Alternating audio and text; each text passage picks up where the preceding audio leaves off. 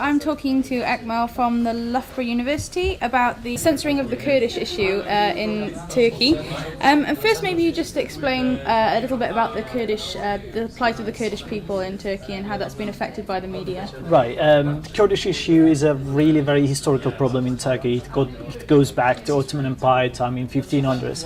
But after the Turkish Republic was established, not only the Kurds but also all other minorities was repressed and were ignored by the Turkish state, because the main issue or the main point of the Turkish state was to build a nation state. In this nation state, every minorities were being ignored to support and to make the state more powerful.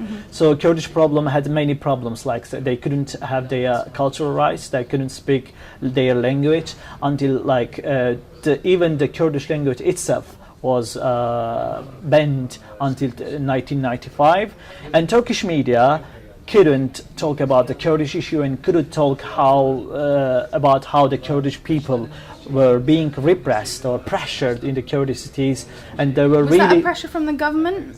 The thing is that, of course, it was in fact, there is a problem between the notion or concept of government and state in Turkey. Unfortunately, state and government look like the same thing. So the state ideology, which is a nationalist ideology, was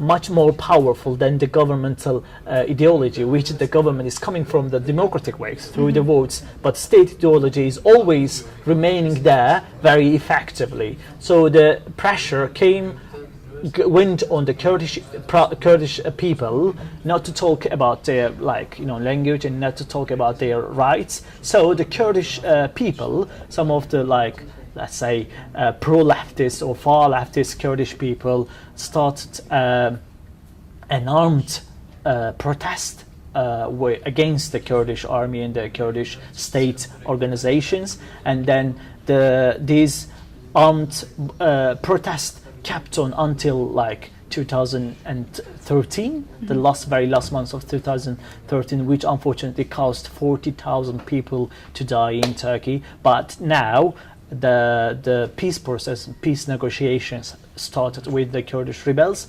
and yes, Abdullah Öcalan, who is the leader of PKK, Parti Kerkara Kurdistan, which we say the Labour Party of the Kurdish people, is in jail in Turkey, but he is very still effective in the Kurdish politics. At the moment, the fight between the Kurdish people or the Kurdish rebels and the Turkish army has stopped, thankfully. Yeah. I just wanted to ask you finally about social media. Has it? You said in your presentation that it opened doors, or kind of, I'm paraphrasing, but it opened doors for the Kurdish issue discussion.